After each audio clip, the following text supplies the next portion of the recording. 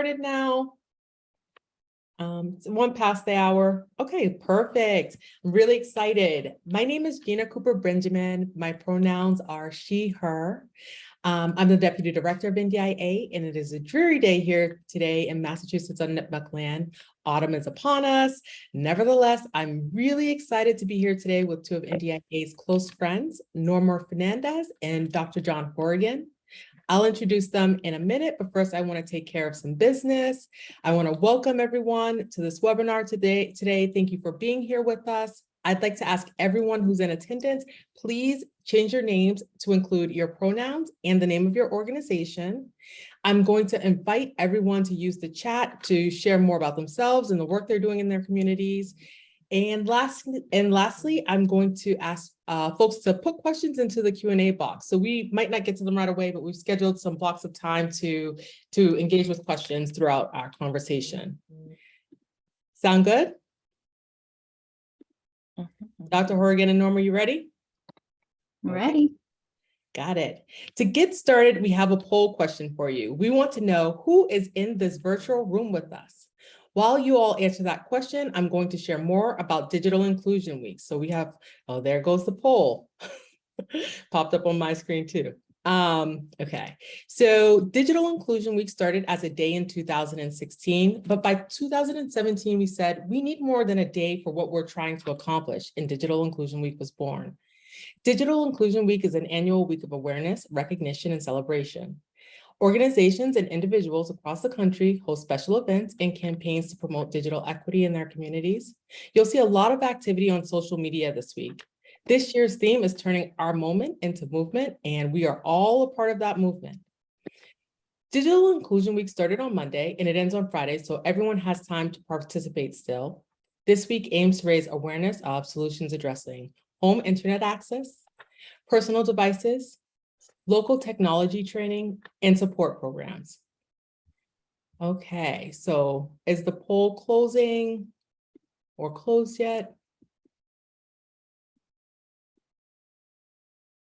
Okay, sorry. I don't do polls very often. How do I see poll results? There we go. The people behind the scenes are doing an excellent job. So it looks like most people are with the digital inclusion programs. A little less than half of you are with digital inclusion programs and nonprofits / libraries. Others are with local state government staff. Others are new to digital inclusion. About 1/5 of you or 20% of you are new to digital inclusion, so that's great. This is awesome. We have something for everyone in attendance today, from newbies to seasoned practitioners. So we're going to get started. Let's meet the other speakers for the day. Norma is the CEO of EveryoneOn, a national organization working on digital inclusion. Norma is joining us from, I hope it's better weather in Los Angeles than it is here in Massachusetts, but she's joining us from Los Angeles. Dr. Horrigan is a digital divide researcher and Benston Institute Senior Fellow. Norma, starting with you, please tell us more about yourself and your work at EveryoneOn, and what sparked you to get involved in digital inclusion work. Well, thank you, Gina, for having us and the entire NDIA team for coordinating today's webinar. Really excited to be here with you all. For those of you that are not familiar with EveryoneOn is a national organization with national reach, I like to say, and local impact. So for 10 years, actually, this 2022 is our 10-year anniversary. We've been working on this issue very closely with cross-sector partners like NDIA, federal agencies, schools, nonprofits to do a few things. One is drive awareness and adoption of broadband options, get devices into people's homes, but most importantly, make sure they have the skill set and the confidence to really harness the power of the internet. So I'm excited to share with you a little bit more about how we do that work today, and in particular, highlight a recent research project that we embarked on with Dr. John Horrigan. Now, what drove me to the digital inclusion space? So I joined EveryoneOn almost 9 years ago, actually in 2012. And at the time, I was at the second largest school district in the country, the Los Angeles Unified School District. So I was watching firsthand when the iPads were being distributed. If you recall, even 9 years ago, school district was really interested in the technology and getting iPads into students' homes. It was a pilot project. They distributed 60,000 iPads, and then they realized, oh, students are going home, and many of them do not have internet access at home. So as I was watching that firsthand, I came across an opportunity and met the wonderful folks at EveryoneOn, and I took it on. So I helped launch our local digital inclusion work in Los Angeles, and I've been here ever since, and now leading the organization. Thank you, Norma. John, you're next. Tell us about yourself, your research, and what sparked you to get involved in digital inclusion work. Sure. Again, I'm John Horrigan. I have really, over the course of my career, always had a commitment to equity in public policy and interested in policy issues to promote equity. And when I was in grad school, I had a professor who at the time was getting into issues pertaining to the digital divide. And she got interested because her specialty initially was on environmental issues, and particularly communication of environmental risk to the general public. And she was working on a project where first she discovered that in poor tech neighborhoods in East Texas, hazardous materials were typically shipped through these areas on trains. And so there was an environmental risk component to that. She worked with state policymakers, and somebody in the state that she worked with said, well, we can solve that by just doing phone calls to people, and then they can also use the internet. We can communicate environmental risk that way. And that's when she had the aha that she passed on to me, which is, many low-income people don't have phones. This was the early 1990s. And she said, and that population segment's not likely to get the internet when it starts to become more widely available. So she got interested in that. I started working on that with her, and away I went to do some of that work, first at the Pew Research Center, then at the National Broadband Plan at the FCC. So I've been doing this in some way, shape, or form for a little bit of time now. Thank you both for sharing that. Norma, something you said reminded me of how I actually got started in this work, and I come from it differently than the two of you. So more than 10 years ago, I was working at an out-of-school time organization. We served Black and Brown students from under-resourced and underserved communities. We were dealing with schools with like the books, facilities, and playground conditions weren't the best. Probably leaning or trending towards really bad or the worst. We went on a tour of a school system from a wealthy suburban school district. And at that time, I remember, this is more than a decade ago. In this wealthy school district, there was one-to-one student-to-device policy. Like, I don't know about how home connectivity at that time, but each student was required to have a device. And I remember thinking, not only are we trying to close the achievement gap in my day-to-day work, but there's this other gap in where the suburban students were in a better position to gain those 21st century skills. So those technology and digital literacy skills. And I can remember being kind of sad about that, like really sad. And I remember also thinking that this is a disparity too. At the time though, I didn't recognize it as being I recognized it as being a serious gap. I didn't recognize it as being called the digital divide. And now I'm at NDIA, where I get to think about the digital divide all day and work to advance digital equity. So it's kind of come full circle for me. So thank you, NDIA, for allowing me to do this work every day. For those of you who are new to NDIA, I'm going to tell you a bit more about who we are and what we do. But first, we have another poll for you. And what I want to know from you next is, what are you hoping to learn today? While you're answering that question, okay, there it is, it popped up. While you're answering that question, I'm going to tell you a little bit more about NDIA. NDIA advances digital equity by supporting community programs and equipping policymakers to act. We work in collaboration with more than 900 digital inclusion practitioners and advocates. I would also like to recognize the 12 tribal entities who are part of our community. We work in collaboration to increase access to affordable broadband, tech devices, digital skills training, and tech support. We provide spaces and opportunities for practitioners to meet for our peer-to-peer learning, to discuss what's happening in their local communities. We listen and we take what we learn, and we build tools and resources. We also take time to share what we learn and share it with policymakers when we're in conversation. What I love about our work is that we create energy, and that energy it moves through and between us and our community members and generates more energy. People get really pumped when we're in conversation and doing this work. As I've heard from an actual community member, NDIA brings community voices to participate in decision-making processes. We bring our community to decision-making tables. We help policymakers to make decisions by hearing from the community members who are impacted by those decisions. So thank you, Brandon, for sharing that feedback with me.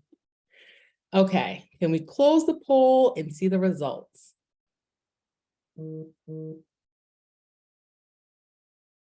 Okay. So it looks like people are here to find out how to deliver digital inclusion. Good. And to understand how digital inclusion work can influence state digital equity plans and future policies. Great. Okay, so I think we have something for everyone today. Today, we're going to learn more about the barriers to connectivity.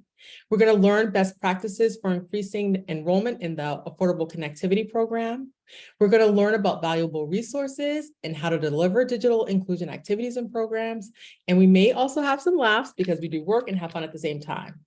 We want you to leave this conversation motivated and inspired to take action.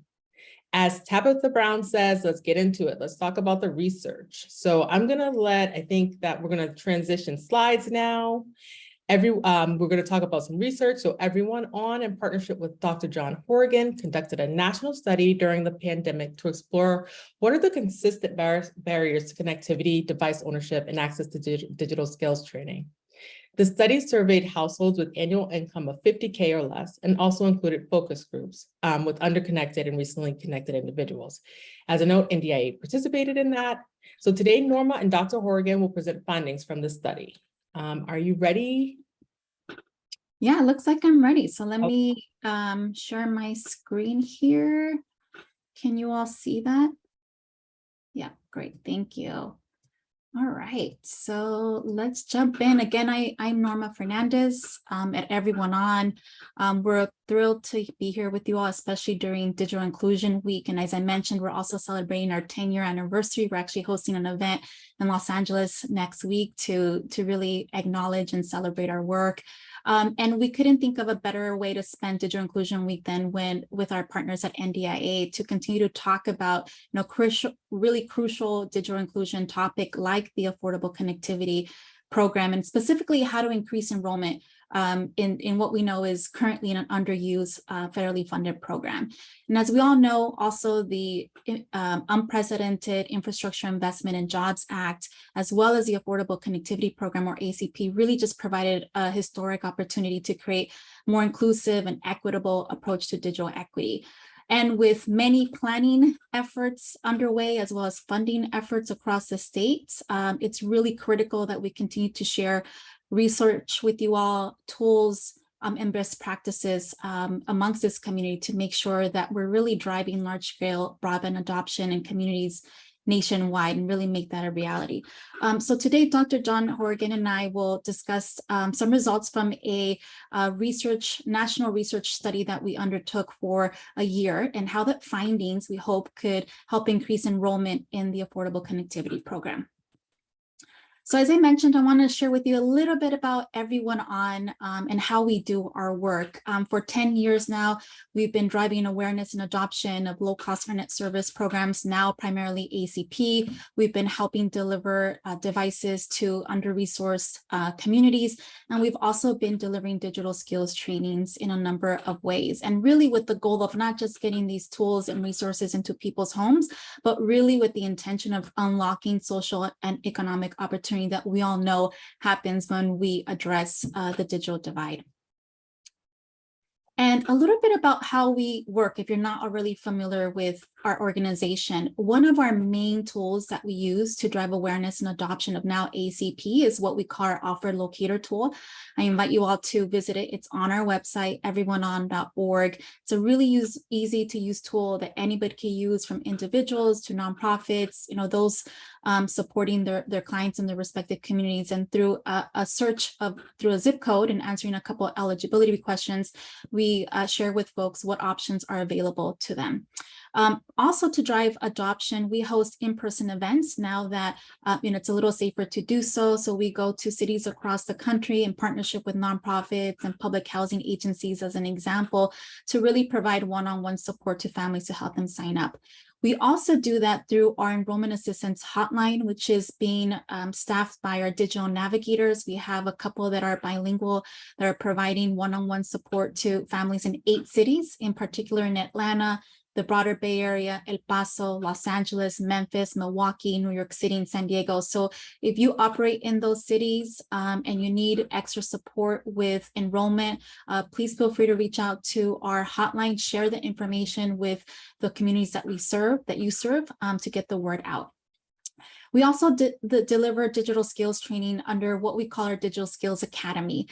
We provide training for individuals, so everything from computer and internet basics to also trainings for organizations that, especially at the height of the pandemic, found themselves trying to really understand, what is a digital divide? How does it affect my community? What are the resources out there that I could use, and tools that I could use to connect my community? So we've been hosting workshops and trainings for a variety of organizations, from students at the University of Memphis to public housing agencies and others, to help stand up their digital inclusion activities. And last but not least, we work in partnership with a variety of organizations, including corporations, federal agencies, community colleges in some instances, to really implement cross-sector initiatives that are time-bound and really focus around adoption and digital skills training. This is a little bit about the traction that we've had over the last 10 years. We're really proud of our efforts that have really been in collaboration with diverse organizations. And we couldn't do this work without our partners, including NDIA, Dr. John Horgan, our board of directors, and many, many others. So we'll get into the research right now, because I know this is what we're all here for. So some context to this: in 2021, with support from the Balmer Group and Microsoft, we embarked on this national study. At the time, just to refresh our memories, because I know a lot has happened since then, at that time, the internet service providers had either released or expanded existing low-cost internet service programs. The emergency broadband benefit was just launching, and this was before transition to the ACP that we know now. Also at that time, the Infrastructure Investment and Jobs Act was being crafted, so it hadn't even been voted on when we embarked on this study. So with that context, and of course the pandemic still at its height, we had a couple of goals for this study. Our first goal was that we wanted to understand what were the persistent barriers to internet adoption, right, within the context of the pandemic. Even with expanded low-cost internet service programs in the emergency broadband benefit, we knew that folks were still confronting barriers to adoption. So we wanted to understand, how were income insecure households, those that make $50,000 or less, learning about their options, right? Was it through the school? Was it through their libraries? Who were those community anchor institutions? Or how were they finding out about EBB and other low-cost programs? What was still keeping them from adopting, even knowing that such programs may be available and that they're eligible for?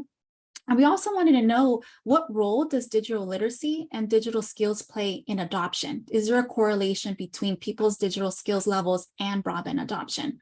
Our second goal was, we wanted to really get the research out there to practitioners, to those new to the space, to policymakers, to help inform digital inclusion policies and advocacy efforts. So we joined forces with Dr. John Horgan, and to really grab this snapshot of adoption during the pandemic. So with that, I am going to turn it over to Dr. John Horgan. Thank you very much, Norma. And let me say, it was just great to work with you and everyone at EveryoneOn on this project. And I think we really put out a very good piece of research that continues to have impact. And let me start to highlight a couple of research findings. The first one on this slide, the bottom portion of it, 7 million households whose incomes were 50,000 per year or under said they got high-speed service during the pandemic due to free or discount offers. I should say, just to back up with a little bit of context about how we went about doing this work, we did conduct a national survey of households whose annual incomes are $50,000 or less. And our aim was to understand their sort of adoption pathways during the pandemic. The survey was conducted in June and July of 2021. And it was an online survey for those with internet access, and to capture some facts about people without broadband at home, we added a telephone supplement to reach those without internet service. But we found that as of the middle of last year, about 7 million households were online due to either discount plans offered by carriers or the emergency broadband benefit. And that really underscores how fragile having and maintaining internet connectivity can be for lower income households. In the report, we go into this notion of subscription vulnerability, meaning that when economic circumstances change for lower income households, often internet subscriptions go out the door as households have to be extremely budget conscious in those circumstances. We found, for instance, that for the lowest income households, as many as a third lost internet service at home at the outset of the pandemic because of the economic difficulty that the pandemic caused. So having and maintaining service is a challenge for lower income households. And then the theme of the first report was affordability and the digital divide. And this really is one of the most striking findings throughout the research we did in looking at affordability and the digital divide. We asked people what they would like to pay for broadband service if they had their druthers, and 40% said they'd like to pay nothing, which is to say 40%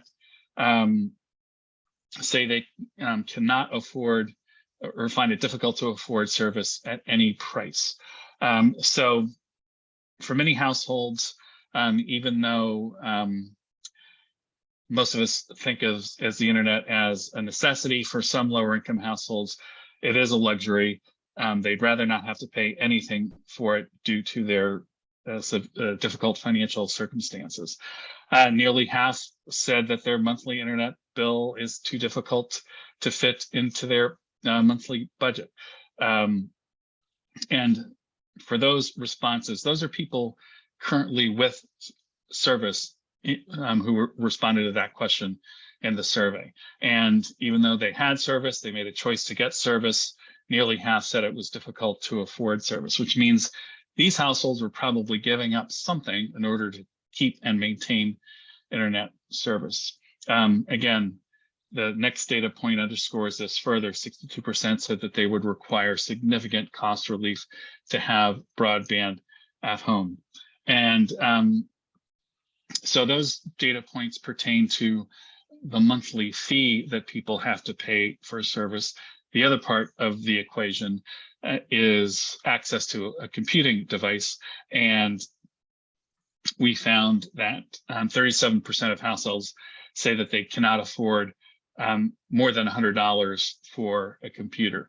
So while many programs do focus on getting discount monthly internet service packages in front of lower income households, and that's obviously very, very important, it's important to look at the device part of the digital divide, and many households have difficulty affording working computers for their household needs.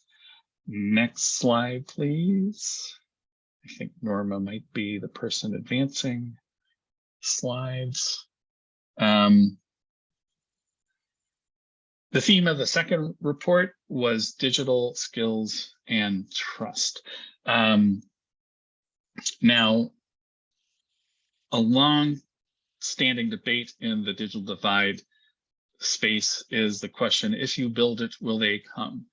And as a way to sort of set up this notion in this slide about trust and digital skills and how it factors into whether people choose to adopt, I'm going to tell a little story about when I worked at the Federal Communications Commission at the National Broadband Plan. When we delivered the National Broadband Plan, which was delivered in 2010, we did a series of briefings to a variety of different stakeholders. And I remember going to a group affiliated with the National Academy of Sciences. And it was a group interested in technology and innovation and all the really interesting, nifty things we can do with the internet. And I sort of characterized the problem statement of the digital divide as follows. We know, I said, that more than 90% of households have access to a wireline internet option in their homes. Today, that figure is higher. And at the time, 65% of households had a broadband internet subscription at home. And so I described the problem and I said, so the problem that I was charged with in working at the National Broadband Plan was on the adoption question. And so I had to figure out that 30 percentage point gap between those who have access to a network and those who are not subscribing, who could subscribe but choose not to. And just laying out that problem statement brought the room to a halt. This group of well-off academics or venture capitalists just could not, in 2010, fathom that people may have access to the internet in terms of a network serving their home, but choose not to subscribe. So why don't they? The first part of our research, as we've discussed, focuses on affordability. The leading reason that people say they can't get online with internet service is they can't afford it. However, an important adjacent issue is digital skills and trust. There are some people who are hesitant to either get internet access or use it fully because they don't have a sufficient level of digital skills to fire up a browser and understand the nuances of getting online. And they don't trust the internet. They don't trust the fact that they have to share personal data to use the internet. They worry about identity. That's particularly true for older adults who don't have internet access. So the role of trust and having a capacity for digital skills training in the community is critically important. The data shows that. For many in this audience, I realize this isn't breaking news to you, but we did find in the survey that those with high levels of digital skills have much higher trust in community anchor institutions about information for internet benefit programs than those with low levels of digital skills. So that's a sort of data-driven way of saying that community anchor institutions have sort of a two-way role in helping getting people online. They can provide some of the resources for digital skills training, but they also are much more likely to be trusted for delivering the message to people that there is a low-cost internet offer that you can take advantage of that could really help you. We know from a variety of different research that low-income households without internet often worry about getting upsold with offers that seem to them too good to be true. If somebody's saying, here's a free internet offer, or here's a $30 per month subsidy, some households are a little suspicious of that message from an internet service provider. If, however, that message comes from a trusted community anchor institution like a library, then there's much more likely to be uptake of that benefit. The other data point to understand from this stream in our research is that about or more than half of respondents were not very confident in their ability to use the internet. So they had low levels of confidence in their skills clearly training would benefit them, and research from others has shown that digital skills training really does have an impact on people. And I won't get too far into the social sciencey part of it, but that line of research really tries to do the methodological work to assign cause and effect from digital skills training to a greater usage of the internet among the population who has gotten internet or digital skills training. And in fact, there's a very clear link between digital skills training and people using the internet for things like job search and educational applications. So the third and final part of this work was different from the first two streams that I talked about, both of which relied on surveys of lower income households. This third stream in our research essentially decided we need to talk to you, meaning we needed to talk to stakeholders in the digital inclusion community, practitioners. And so we conducted some focus groups to try to understand the state of digital equity as streams of funding from the federal government were starting to come down to people. When we did this research in 2021, the Infrastructure Act had not yet passed, but states and localities were starting to get some funding from the American Rescue Plan, which could be used for digital equity purposes. And we wanted to understand how institutions in the digital inclusion field were setting up to be ready for the emerging broadband moment. And the focus groups found a few things that were very important. Equity needs to be at the center. Community-driven messaging is important. Local and control over resources, sort of this localized and centralized digital resources was an important theme. And finally, prioritize people over networks.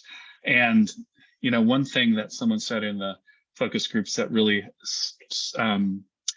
stuck with me, and I see Rebecca Kama saying you have to have digital equity at the center, and that quote may possibly be pulled directly from her, since Rebecca was kind enough to participate in the focus group.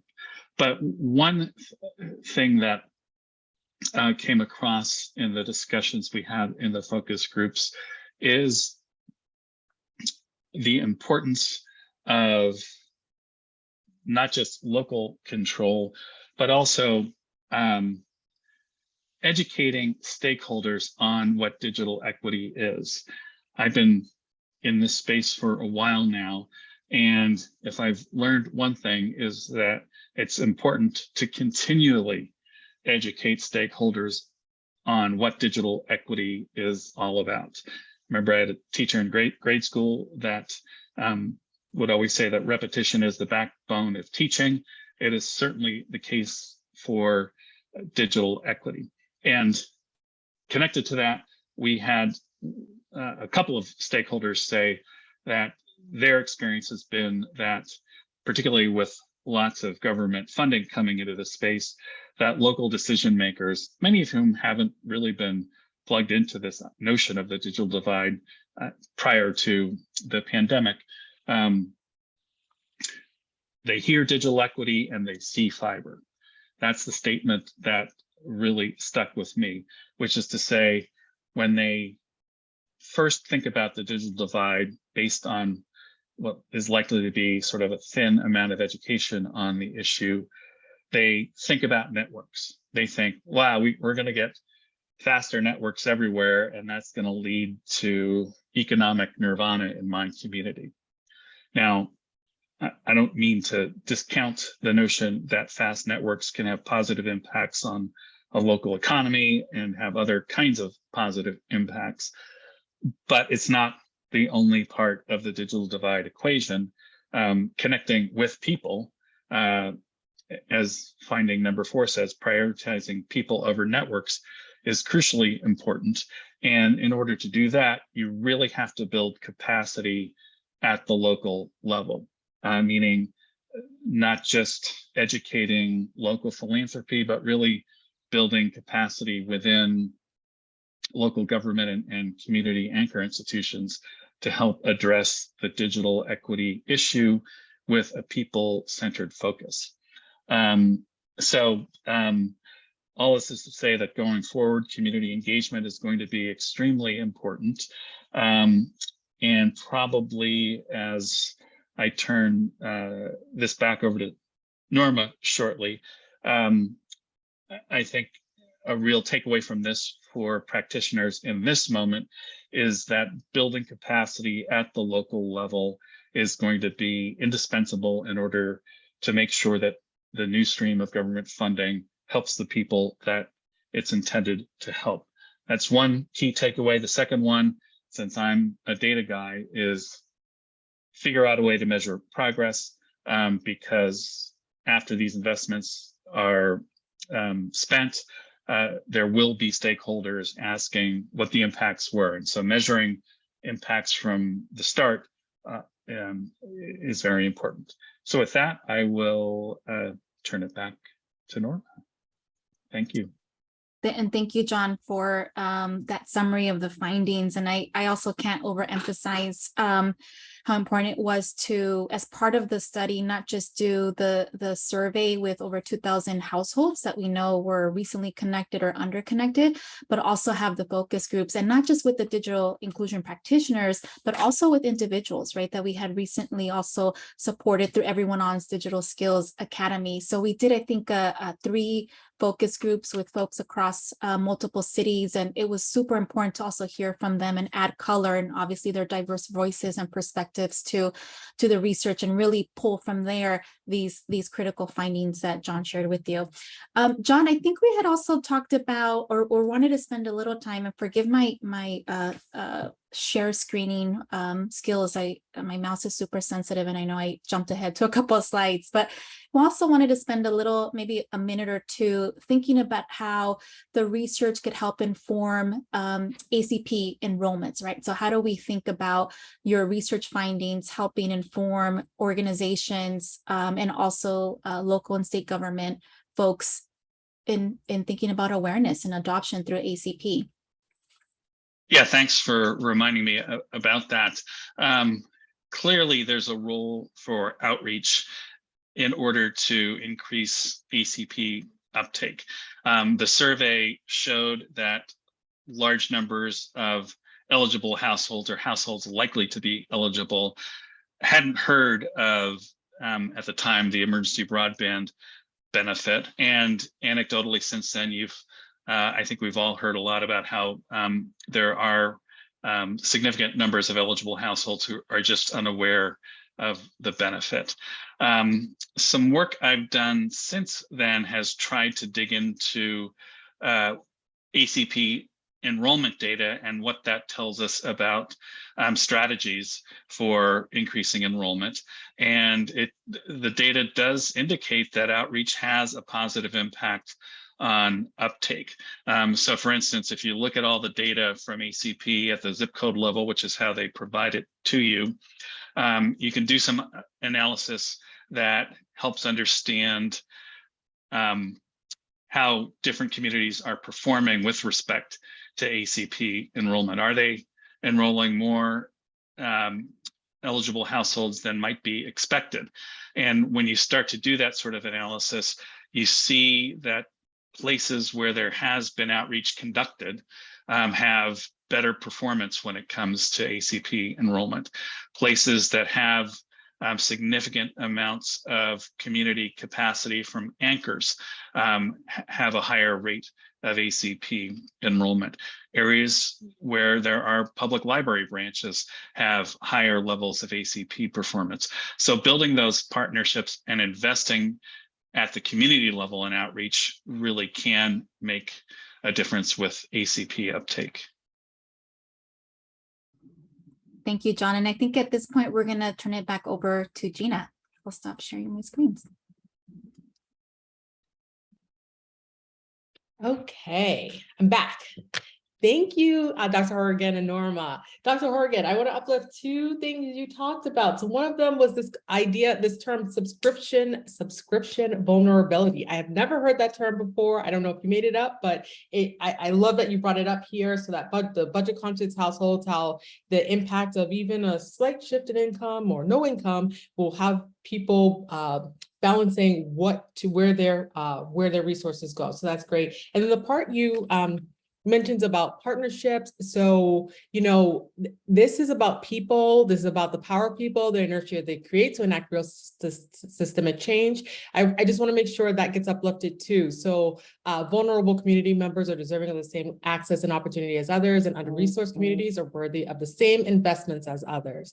It's important to partner with trusted institutions and organizations. And so I just wanted to lift those 2 points up really quick. I'm going to transition because I want to make sure we have enough time for Q&A. So I'm going to go quickly there. And also there are a bunch of questions already popping up in the Q&A box, just so you both know. So we're going to have fun with those questions in a bit, but I want to go through some NDIA tools and resources with you quickly. Then we're going to jump to Q&A.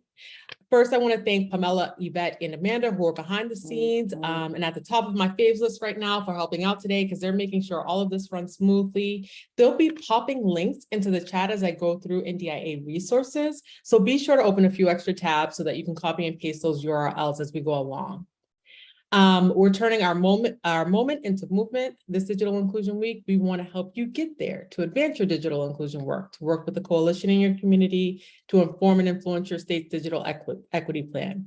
Today, we're talking about trust. So I'm going to start with digital navigators. I actually pulled something from the chat that Carlos said. Digital navigators must build trust and rapport with the learner and provide safe and patient environment for growth. I love that, so I am uplifting it. Thank you, Carlos, for sharing that. Digital navigators are trusted guides who assist community members in internet adoption. They serve, their services include ongoing assistance with affordable internet access, device acquisition, technical skills, and application support. So please check out our digital navigators page. I also want to just share, I want to invite everyone to explore our National Digital Navigator Core page as well. So next up, we're going to talk about affordability. This is a major barrier for households who aren't connected to the internet. To meet the needs of low-income consumers, some ISPs or internet service providers offer these discount broadband plans. With the launch of ACP, we've seen the number of low-cost offerings increase. So while we consider this a positive, varying costs, eligibility, and quality of service can make it challenging to understand which plans best meet the needs of our consumers. We created our free and low-cost internet plans page. It was designed to be helpful for digital inclusion practitioners, community leaders, service providers, libraries, media, and others who may give guidance to clients and constituents. I'd like to encourage everyone, however, if there are individuals and consumers looking for low-cost internet service use, they should go to EveryoneOn to find specific offers at their address.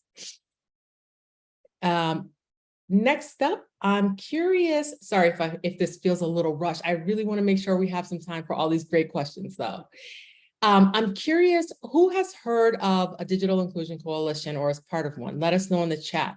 So we have a digital inclusion, our current iteration of our digital inclusion guidebook was created with input from 23 digital inclusion coalitions. It's intended for individuals and organizations who are committed to advancing digital equity in their communities and who recognize the value of coalitions in achieving that goal. We encourage everyone to explore the guidebook. Next slide, we have the digital inclusion trailblazers. Yes, thank you. You guys are on top of it. We call this our honor roll of local government, and you too can be on NDIA's honor roll. If you aren't currently on the list of trailblazer cities, take a look at what it takes to get there. You will find the specifics on the page, including cities' digital equity plans and survey research. For local advocates, this is a great advocacy tool. We put this together with support from a working group of affiliates, and identified 6 indicators. You can go to the page and see the 6 indicators. And just know that you don't have to do it all at once. So you start with one indicator and you go from there. When we first launched this list in 2016, we've added new cities every year since. The Trailblazers list was recently updated in 2022, where we named 32 trailblazing cities in counties, our largest list yet of digital inclusion trailblazers. A quick how to use the page. Sometimes people miss it. So I'm gonna make sure you know. When you're on the page and you see the name of a city or county, to the left of that city or county name is going to be a little gray plus sign.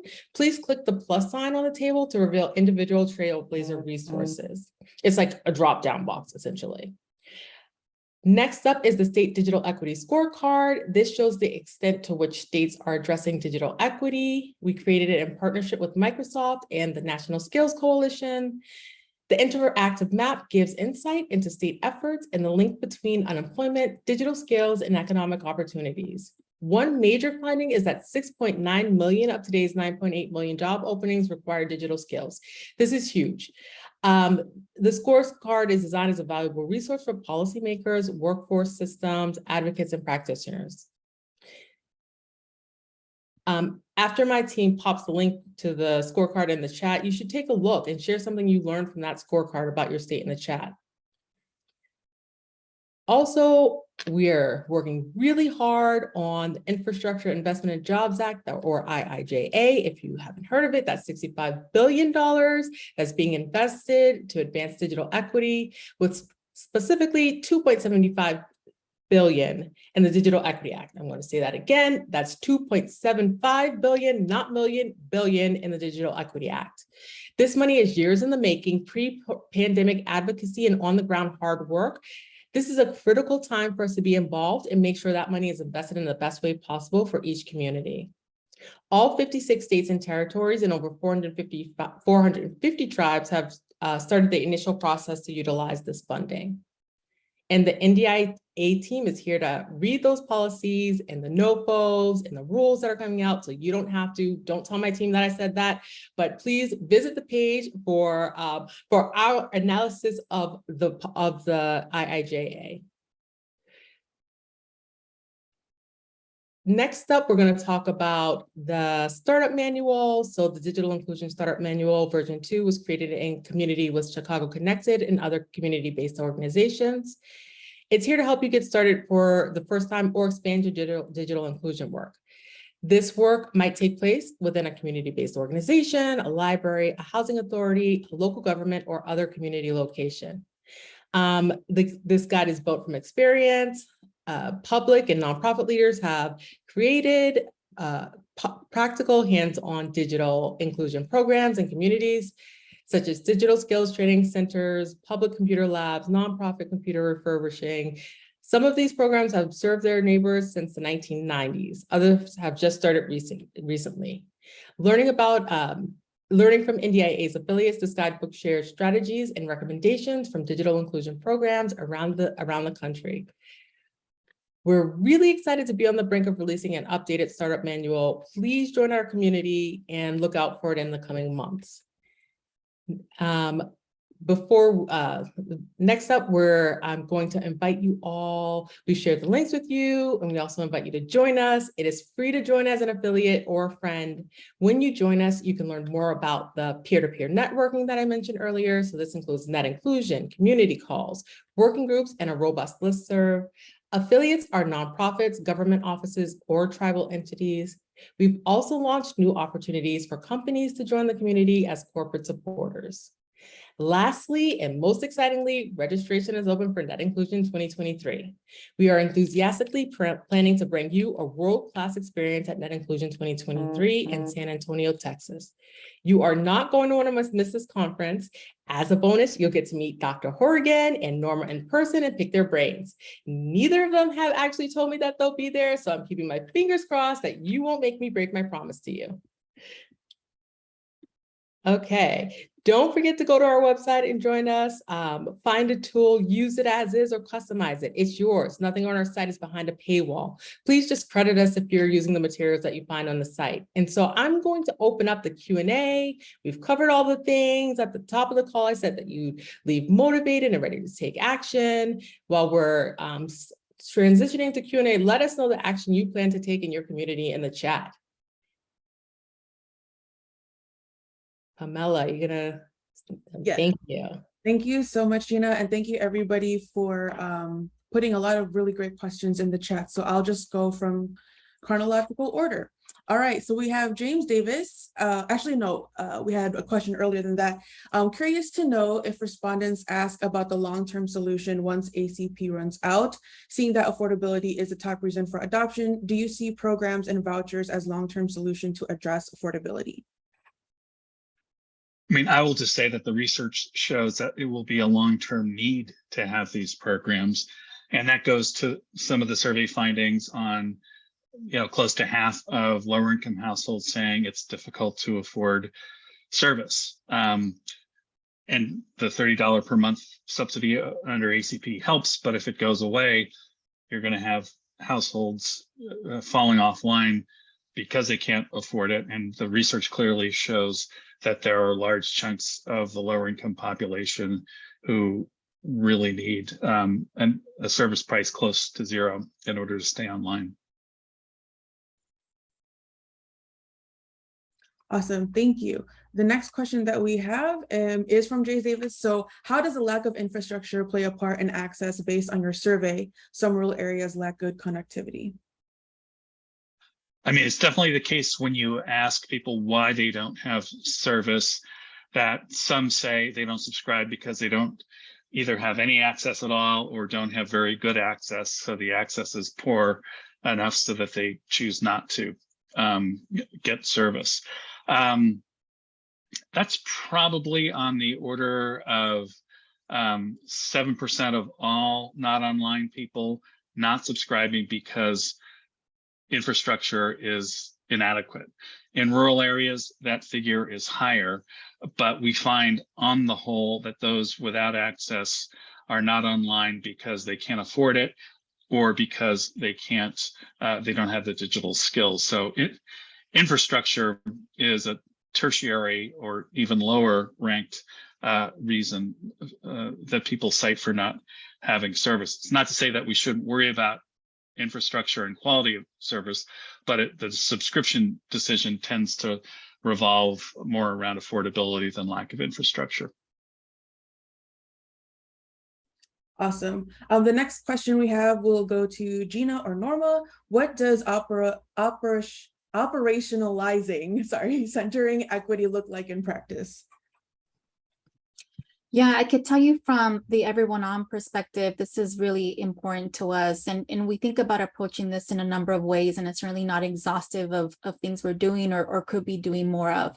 But one is really looking at our target communities, who is most underserved, understanding why. It's part of the reason we started doing this research and intend to do more. And then from there, really using that to inform our strategies. Number one is always connecting with the communities that we serve, either directly with them or through our partners who are serving them in other capacities, right? Again, nonprofits, public housing agencies, and libraries.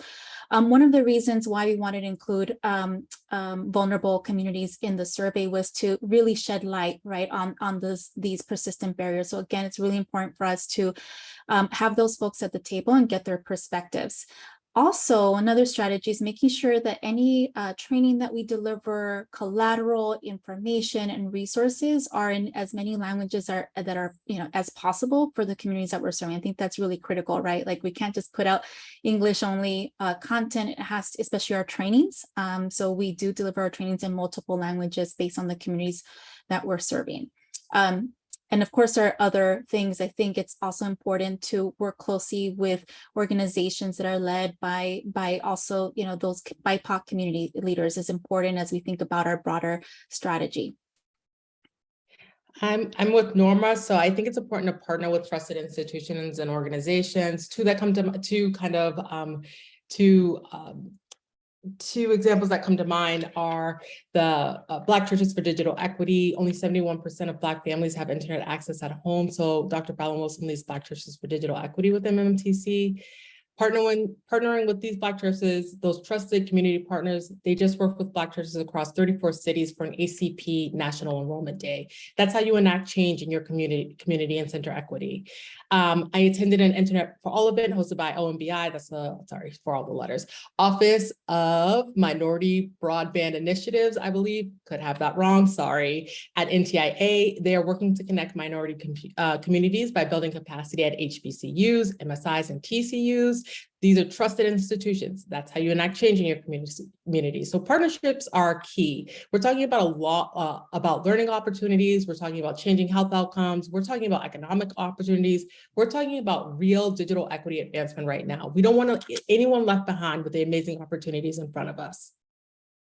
If I can add one more thing, because I think it's relevant, super relevant to the information that we shared, is that when we think about equity, it's also not just being intentional, but who we're reaching out to and how we're doing it, but also making sure that, you know, funding is going to those communities and to those target populations, right? And so with the Infrastructure Investment Jobs Act, it's a great opportunity to really funnel those funds to the communities that most need it, right? Like we can have policy, which is awesome, but if we don't have those actual resources and tools and other, you know, critical things in those communities, then we're not going to go anywhere. So really emphasizing, as you're having conversations with your local elected officials, you know, digital equity planners, like really emphasize the need to ensure that funding is going to those communities through, you know, trusted institutions. Awesome. Thank you both. The next question we have is from Catherine. Did the survey do anything to compare different types of anchor institutions for trust? For example, do libraries, schools, nonprofits, or other government institutions have different levels of trust? Yes, we did look at that. Libraries tend to be the most trusted anchor institutions. If you ask across any number of surveys, ours included. Healthcare facilities and schools aren't too far behind. What was notable in our survey, since we were asking, what institutions do you trust for getting information about internet benefit programs? Internet service providers came in lowest by a good measure. So as a means to convey to people the opportunity to get a discount offer, the internet service providers just aren't trusted in the ways that libraries and schools are. Thank you. Next question we have is from Janice. What do we need to do in terms of advocacy to continue to provide low-cost ACP or EBB type broadband to low-income households, including single people with no children, like the Comcast Essentials for people with no children, or Comcast Essentials only if you have children receiving free lunch who need to use the internet for job search, government funded? Will you be providing an advocacy toolkit?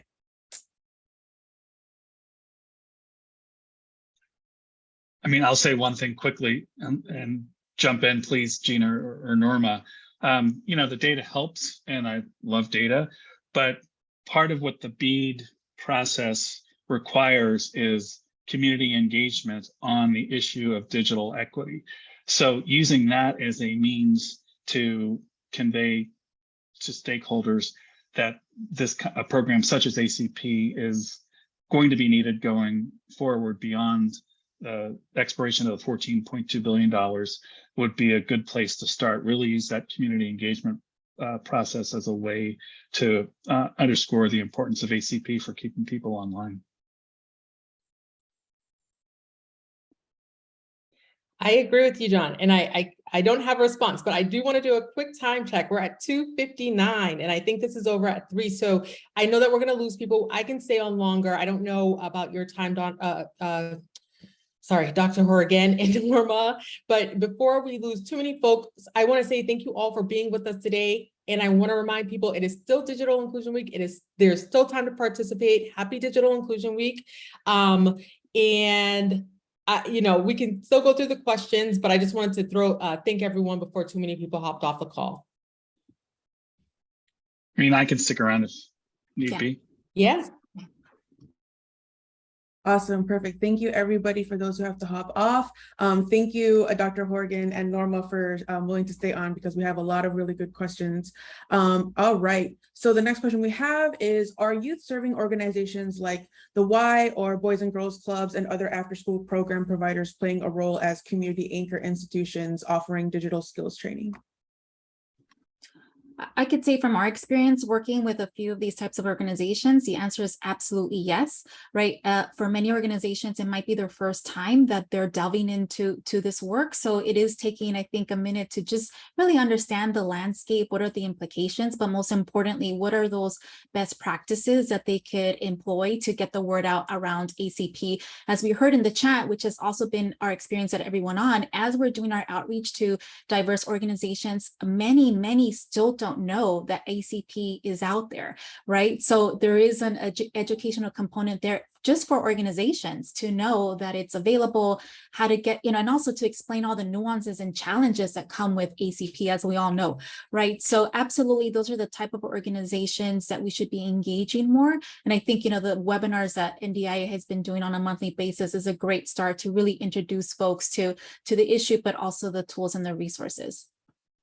I agree with Norman. I'd just like to add, we talked about trusted institutions. The Y and other youth serving organizations, those are trusted institutions and communities. So they should definitely be a part. People should hear the voices. They also have convening spaces so they can do those community engagements. So that, I think that they're a huge part of the process. Perfect. Thank you. Next question we have is, did these reports identify any best practices or most effective strategies to increase digital access that were deployed by companies or public-private partnerships? I mean, from the research perspective, we did ask people whether they had signed up for a discount offer. This was during a time when EBB was sort of just getting started, and lots of low-cost offers, as Norma said before, were being expanded or better publicized.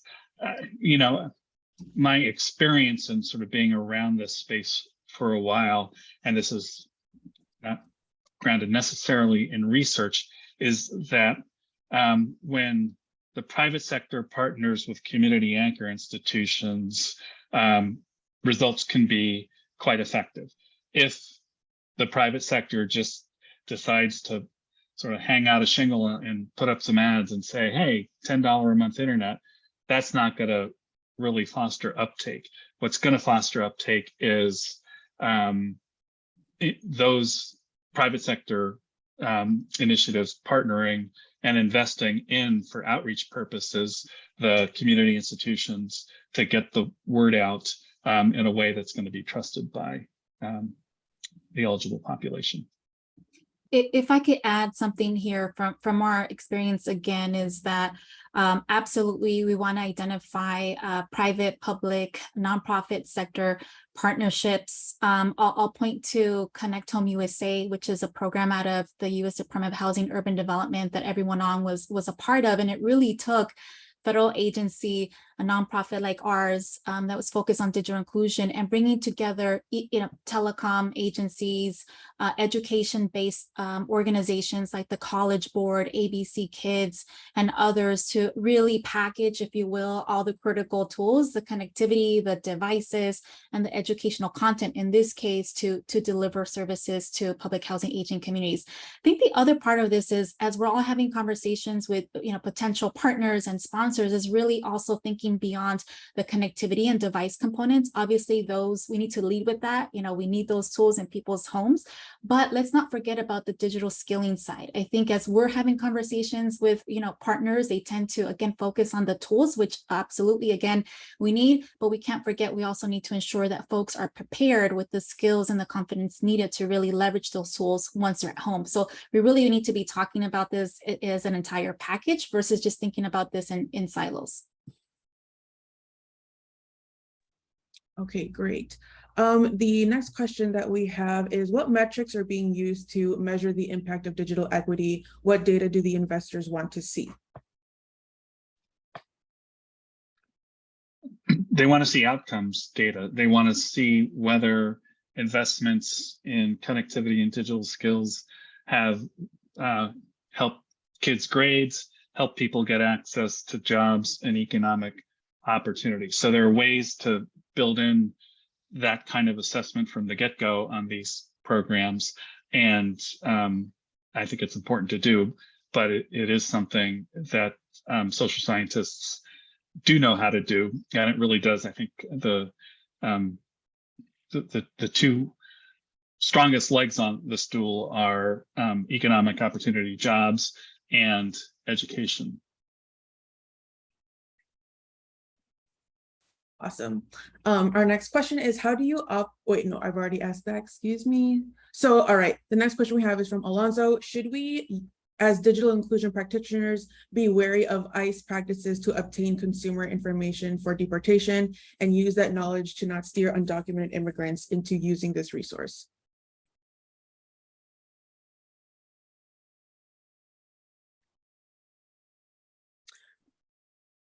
That's a good question, and one that I think, requires more time to talk about how privacy and especially data privacy come into play here. And as we think about who are the populations that were not just significantly impacted by the pandemic, but that continue to be on that side of not having enough access to resources, it many times is also immigrant communities, right? And so how do we think about that as a digital inclusion space and partners in addressing that? I don't have like a straight answer, other than I think it is important to think about how we may weave that into digital skills trainings for those of the organizations that are delivering that kind of curriculum, and making sure that it is part of the conversation to address people's concern. As you heard from Dr. Horrigan, that was a concern, safety and access to their private information when it comes to accessing the internet. So we have to make sure that it's part of our curriculums. Thank you, Norma. And I wanted to address something, and it was addition to Alonso's question regarding immigration. Immigration lawyer had told a citizen that was applying that it would be deemed as a public charge and could negatively impact their application. I put a link to our ACP resource page. And that on that page, we have a FAQ segment that we answered the questions that are really popular that are coming in from our community. There is a section on citizenship status, and the answer is no. Applying for ACP will not jeopardize anyone's ability to obtain a green card or sponsor a family under the public charge test. There's more information there, but we'll keep on moving for time's sake. But I just wanted to, Alonso, direct you and anyone else who has that question. You can use our ACP resource page as a resource for you there. Thank you. All right, moving on. The next question is, are there any best practices for ensuring continuous enrollment? Yeah, I could try to tackle that. And of course, we're still learning, right? Especially with ACP, we continue to hear and learn about the various challenges. I think number one, I can't overemphasize the importance of partnering with trusted agencies. Again, libraries were like number one on the study that we conducted, followed by schools, and then other types of local agencies. So partnering with them is absolutely critical. Also, doing in-person events, we have found to be a good way to not just get the word out, but actually help people on site with their questions, especially for populations who it may be the first time they're connecting, or they're realizing they have many options. They may call their provider and find out there are all the market rate options. They haven't heard about ACP. So it is important to host one-on-one in-person events when possible, and if not, having digital navigators on a hotline ready to assist people. I think between those three things, we could really see the difference in enrollment across the board. All right. The reason why there's always a pause in between after somebody answers a question is in case either Dr. Horrigan, Gina, or anybody else wanted to add to that to justify the awkward pause sometimes. All right. The next question that we have here is, if we haven't applied for the grant money, are there partnerships that can be created with grant recipients to get our students hardware, software, and digital training skills? I mean, yes, absolutely. I think one of the main ways to find out about potential partners is becoming an affiliate of NDIA, so you could get all of the notifications and get to meet other folks who are working in the space. So I don't think there is a lack of opportunities. EveryoneOn is also always looking for new partners across the country, so you're always welcome to reach out to us as well. Yes, I invite everyone who's still here and all those who have left to join our community for more information and answers and access to the listserv. So that is one way we can, I think that's one strategy. Perfect. The next question is, if someone's agency isn't part of the grant money supplied, are there partnerships available, and how do you find them with the recipients to get our students hardware, digital skills training software, especially virtually?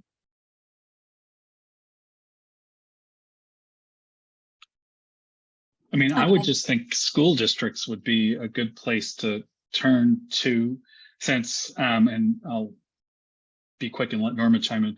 You know, in where I live in Baltimore, the school district did the work of partnering with the private sector to get hardware to students in need due to the pandemic. So some of that work in your community might have been done already by school districts. So that's one place to turn to initially. Yeah, absolutely. I agree with that. School districts, absolutely. Workforce development agencies could be another potential partner. I want to say, Gina, you may have highlighted a tool you all created showing organizations across different states who might be, I mean, it might just be your listserv, the NDIA listserv. So that could be a way to start as well if that exists. Yes, we do have a find affiliates page on our website, so you can go ahead and search. I will drop the link to that. You can search all of our affiliates throughout the country. And if one doesn't exist in your community, I definitely encourage you to consider being that agency that takes on the digital inclusion work. Thank you. Okay, we are 12 minutes past time. And I want to be respectful and mindful of both Norma and Dr. Horgan's time. And so I think we're going to call it a wrap. But what I would like for everyone on this call to do, I'm going to say it again, please join our community. There's a link. Pamela is going to post that link again, and she's also going to post a link to how to see our affiliates that Norma just talked about. But we really appreciate having you all here today. Happy Digital Inclusion Week. There's still time to participate. # digital equity now. Thank you all. Thank you. Thanks, everyone.